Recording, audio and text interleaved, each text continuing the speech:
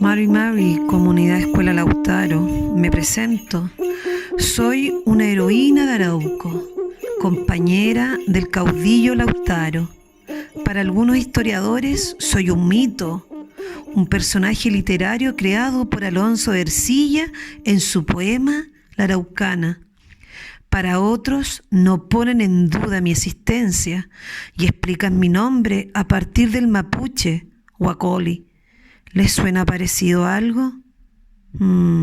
Soy Huacolda, que significa maíz o choclo colorado. ¿Deducen de qué color era mi cabello? Sí, mi cabellera es rubia y para algunos soy muy bella.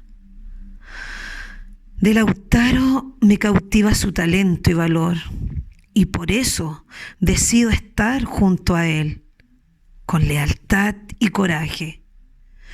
Cuando Lautaro partió a unirse a la sublevación de nuestro pueblo, yo me uní y no me separé más de él.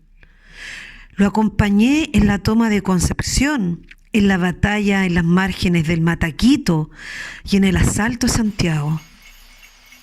Yo predije, sentí el desastre, la muerte que venía, y en vísperas, el día anterior, en la batalla de Chilipirco, batalla de Peteoroa, en 1557, muero junto a Lautaro, el amor de mi vida.